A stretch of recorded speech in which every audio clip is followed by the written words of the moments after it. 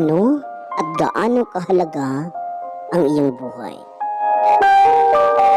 Si Mario ay may anak na lalaki, si Pedro. Isang araw, lumapit si Pedro sa kanyang ama, sabay sambit. Ay, ano ang halaga ng aking buhay? Dahil doon, binigyan siya ng kanyang ama ng isang bato, sabay sabing, anak, kung ibig mong malaman kung ano ang halaga ng iyong buhay, kunin mo itong bato at pumunta ka sa merkado. At kung may magtatanong sa iyo kung magkano, wala kang sasabihin, bagkus itaas mo lamang ang iyong dalawang mga daliri. Bilang paggalang sa ama, sinunod ng binatilyo ang tura ng ama at humayo ito patungo sa merkado. Habang siya ay nagmamasid sa paligid, nang may isang matandang babae ang lumapit sa kanya, sabay sabing, Iho, magkano itong iyong bato?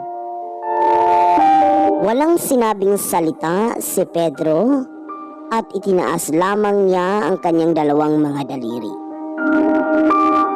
Sambit nga ng isang ginang, 2 piso? Kung ganoon, ito ay aking bibilhin. Dahil sa pangyayari, sobrang natuwa at nasorpresa si Pedro dahil doon, mabilis siyang tumakbo patungo sa kanyang ama.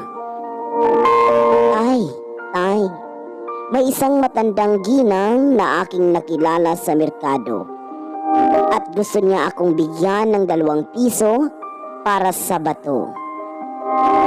At sabi ng ama, anak, ang susunod na lugar na iyong pupuntahan ay gusto kong magtungo ka sa isang museo. At kung may magtatanong tungkol sa halaga ng bato, wala kang sasabihin kundi itaas mo lamang ang iyong 2 mga daliri. Kaya, nagtungo ang anak pamuntang museo, dala-dala ang bato. Makalipas lamang ng 20 minuto, may isang lalaking lumapit sa kanya na ayon kay Pedro, nasa di pa gaanong katanda ang Ginoo. Kinausap niya si Pedro at tinanong, magkano itong iyong bato? Gaya nung una, walang salita na lumabas sa bibig ni Pedro, kundi pagtaas lamang ng kanyang 2 mga daliri. Sabi ng Ginoo, 200 piso? Narito at bibilhin ko. Lubhang nagalak si Pedro at tumakbo papunta sa kanyang ama. Tay, ang Ginoo sa museo. Gustong bilhin ang aking bato ng 200 piso. Mabuti anak, sambit ng ama.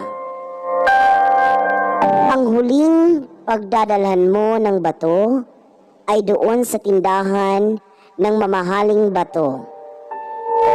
Pumasok ka sa loob at kung may magtatanong kung magkano ang bato, wala kang sasabihin kundi itaas mo lamang ang iyong 2 mga daliri. Dahil doon, mabilis na nagtungo ang anak sa tindahan ng mamahaling mga bato.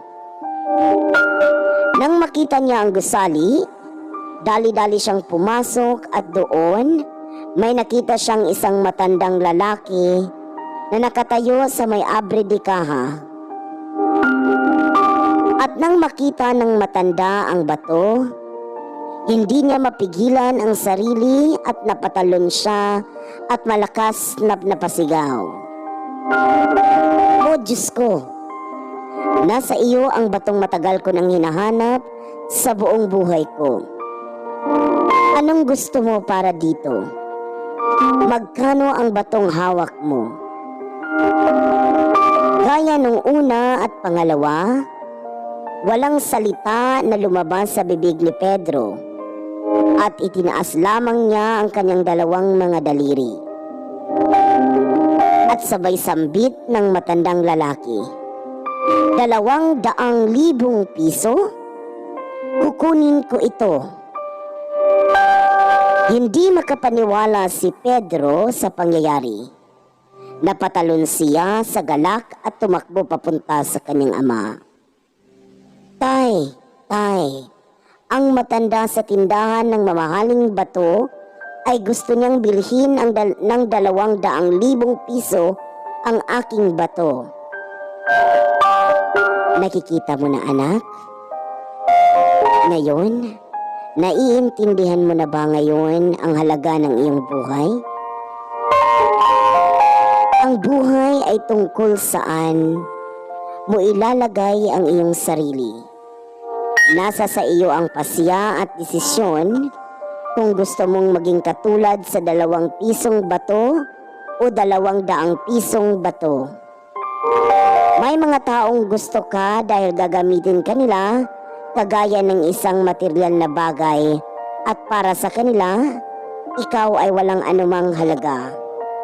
At may mga taong magmamahal din sa iyo kung ano at sino ang buong ikaw. Kaya ikaw ang bahala, anak, na magdesisyon kung gaano ang halaga ng iyong buhay. Maraming salamat po sa inyong panahon at pagbisita. Naway inyong palaging suportahan ang ating channel.